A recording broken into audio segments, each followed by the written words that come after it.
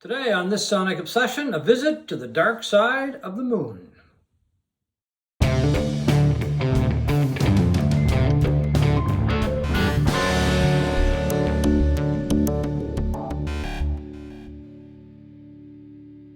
Hi folks, I'm John Whidden and this is my friend Steve McLeod, and today on this Sonic Obsession, we're going to go back to Dark Side of the Moon and look at the album on its 50th birthday. Yeah, March 1st in North America it was released, and later on, a couple weeks later on from what we can gather in the UK. March 1st, 1973. But one thing is basically the same no matter what the dates are of its release. It was a huge album.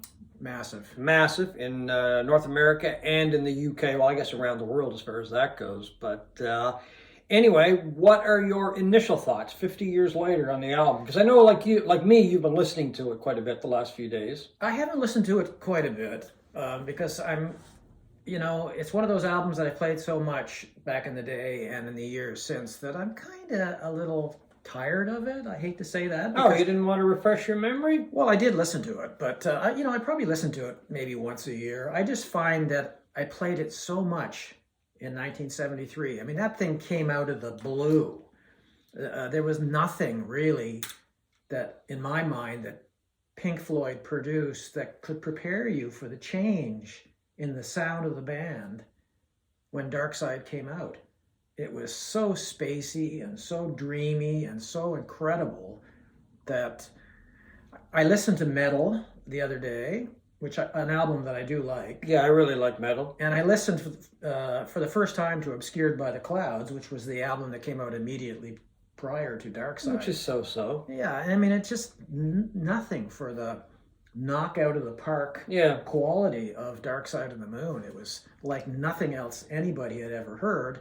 And of course, we all started listening to it constantly. Oh, everybody listened to it at one point. I mean, you couldn't go to a party and not hear it. I mean, it was there. Not exactly party music, though, was no, it? but there were other things going on that would help. Yeah, I mean, it's got to be the greatest stoner album of all time. Yeah, you'd walk into a party and you'd hear Dark Side of the Moon, and of course the air was thick with smoke, and cigarette smoke and grass smoke. I mean, that was just the way things were back then. Well, and it came out in 73, which was my year I graduated from high school and then began university. And I can't even begin to tell you the number of times we would roll certain substances on the jacket. Right. Put Dark Side of the Moon on, turn the lights down, and get high. And float away. Because that's exactly what the atmosphere of this whole album, it was like nothing we had ever heard before. And in that sense, it's one of the greatest albums of all time. It's one of the most influential albums of all time, even though I'm a little tired of it. It's not my favorite Pink Floyd album of all time. Okay. But it is still one of the... I mean, if I was to... We haven't done a greatest albums of all time list.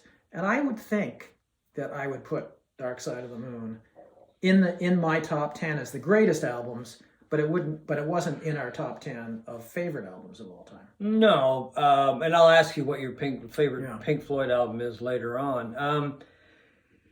I got hints of Dark Side of the Moon from Metal. You didn't? I mean, I could see them going in a more, I don't want to say commercial way, but that's kind of what it is compared to a lot of the stuff that they did before. To me, it didn't hint at the trippiness and the atmospherics of Dark Side. I mean, they've always had a trippy side to them. Oh, by all means, yeah. Very psychedelic side and all of that. But to me, this was like they jumped, 100% increase in I agree. their ability and their songwriting and all of that. It's just a massive album, a massively important album. It's sold, depending on what you read, anywhere from 45 to 50 million copies worldwide, and it's not done. It's set, records that'll probably never be broken in terms of time on the charts, like the Billboard charts. And I suspect 741 weeks on the Billboard. 14 years, wasn't it, in total? Crazy. And I suspect, well, I don't suspect, I know that Pink Floyd, Dark Side of the Moon, was recorded by a lot of people, put on cassette, and cassettes changed hands. So we're talking about a whole lot more than 50 million copies being circulated around the world. What makes it so special then to you? It's the trippiness of it. It is just one of the most atmospheric, but it's not. It deals with important issues like greed, money, Mental life, health, mental death, health, mental health, Yep. insanity, and I mean, it did stuff that nobody had done before. For instance, all the songs. It's basically one song. Yeah. With different suites, different passages. There was no dead air between songs. The use of, they weren't the first band to use taped recordings and stuff, but certainly it was used to an effect that was very distinctive. I mean, you can still you can't talk about this album without saying stuff like, well, I was really drunk at the time, and all of these little voices that came it was in and out of the mix. That was Henry McCullough. All the snippets from Wings, by the way. Yeah, all the little snippets of people they had talking between the songs. The sound effects were revolutionary. One of the other people was, I forget his first name, but it was Naomi Watts' father. Peter, and I think her mother as well, Peter, who was actually the road manager for Pink Floyd at the time. They did record Paul and Linda McCartney, but they didn't use them. Roger Waters wasn't happy with the comments they made, so they didn't make it on the album. Might be the first album that McCartney was involved in that he didn't make it to. Didn't make the cut. I guess, I'm not quite sure. It's an album that I did listen to quite a bit in the last few days, and I was surprised at, first of all, how much I liked it, listening to it again constantly. I was also surprised at, and I hate to use the word commercial, but that's what jumps out at me, because I didn't find it now, after all these years listening to it, that it was deep or hard to access or anything like that or over the top. I found it very relatable. I mean, as far as that goes, the sound and that kind of thing. But that's probably a big thing because of time, right? And so many of the things that they were doing on this album are now totally acceptable. And of course, they used a lot of the technology that they introduced on Dark Side of the Moon. They used it in albums after that as well. Yeah. So it became very acceptable. It's a very creative period from 1973 to the end of that decade when The Wall came out. Yeah. Wish You Were Here, which is my favorite Pink Floyd album. I can listen to that endlessly and I never get tired of it. I can't say the same about Dark Side. But I will always appreciate the greatness of that album, what it meant to the music world.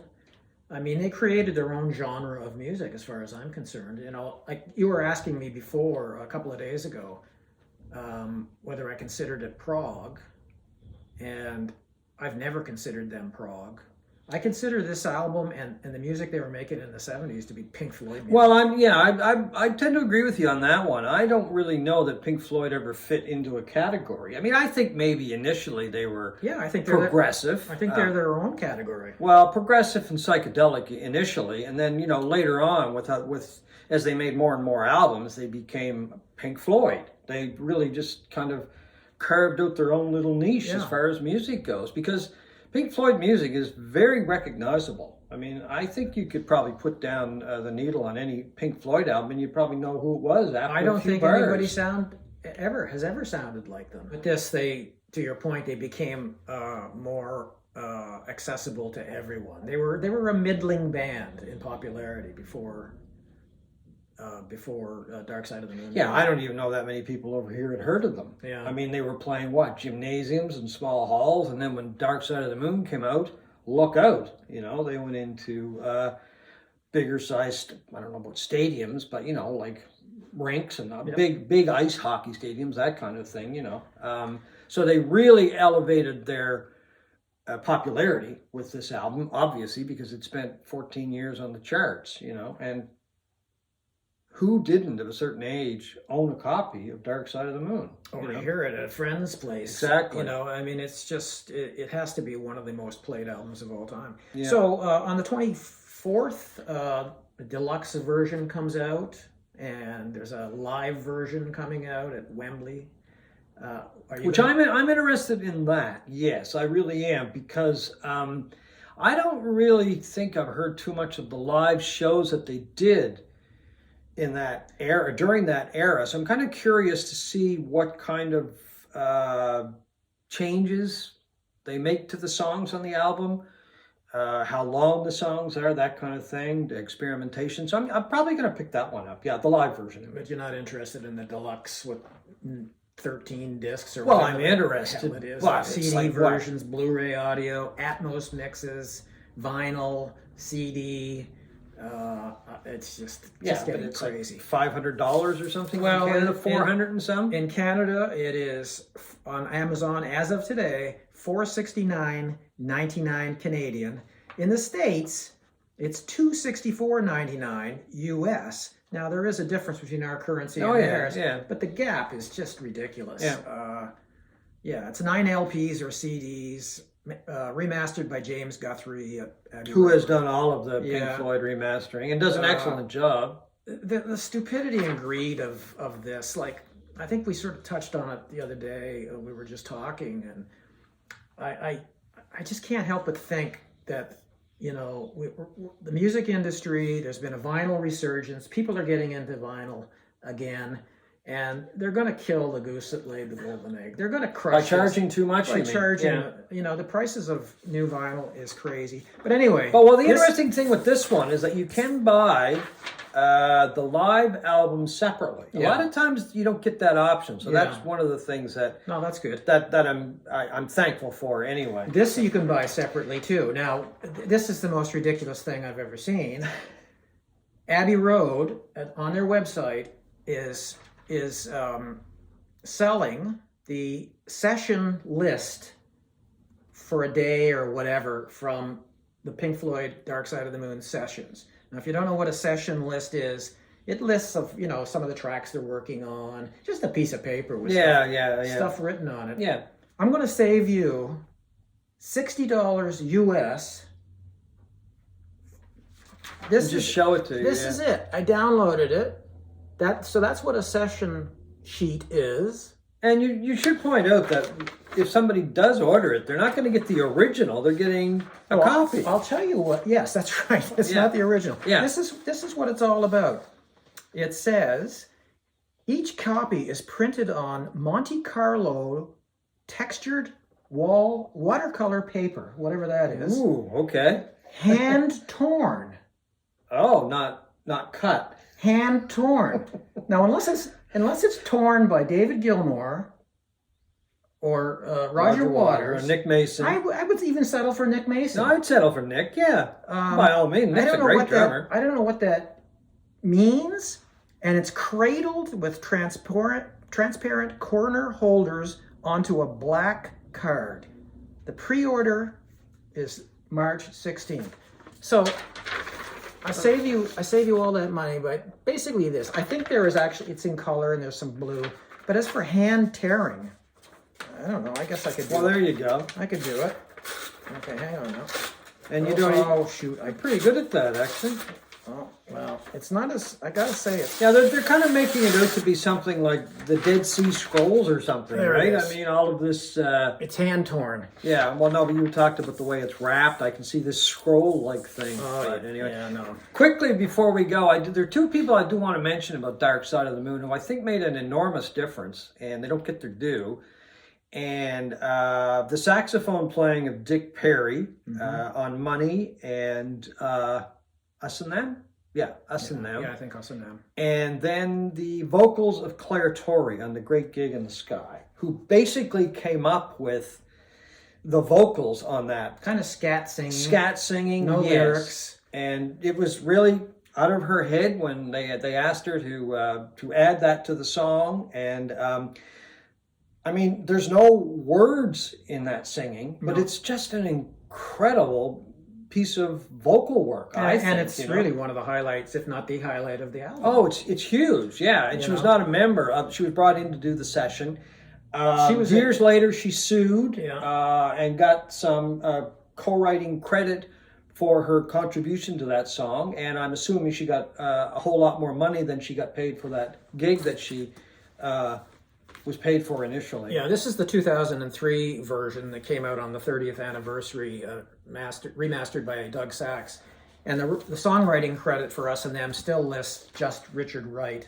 Yeah, and not Claire Torrey. But the ones later than that do have her listed as co-writer, which means she did make some sort of settlement. It was never disclosed. Oh yeah. They never tell you how much. So anyway, I just wanted to mention that before we wrap up, because I think those are two very important contributions. She got £30 for that session. For the initial. Yeah, she went in there and they didn't really have an idea of what she was going to sing, so she just starts doing the scat kind of thing. Yeah.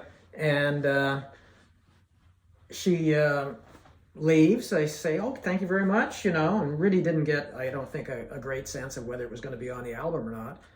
She was a staff writer and staff writer at EMI, actually. So she worked right there, and that's how she was brought in by Alan Parsons, who was the engineer on those sessions, by the way.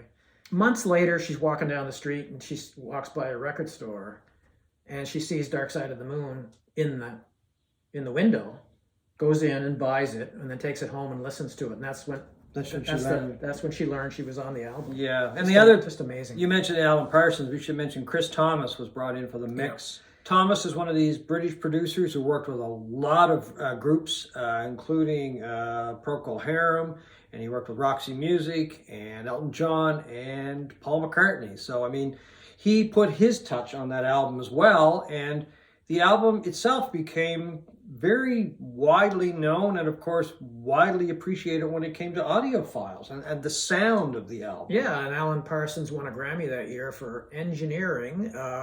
It became this audiophile milestone in rock music in particular. You couldn't walk into a hi-fi store in the 1970s without having the salesman putting on Dark Side of the Moon and trying to get you to buy a new pair of speakers. Just an incredible sounding album that led to even as good, if not better, incredible soundings afterwards, like Asia, Steely Dan. It became an audiophile treasure, this album. And we need to talk about the cover a bit, too. Yeah, well, the cover has just kind of taken on a life of its own as well. It was done by Hypnosis, a British art design company. And, I think anybody who follows music just a little bit is going to recognize that album jacket 50 years later, because it is so unique, very simple. I mean, it's not busy or anything like that. It's just a very distinctive look. And as soon as you saw that, or anything resembling that, you knew that it was either the album jacket had something to do with the album or had something to do with the group, Pink Floyd, because they've kind of taken that design and they've used it over the years. Totally iconic look, and one of the great covers of all time, for sure. Yeah. So anyway, folks, that's our look at Dark Side of the Moon on its 50th birthday. We hope you have enjoyed this Sonic Obsession.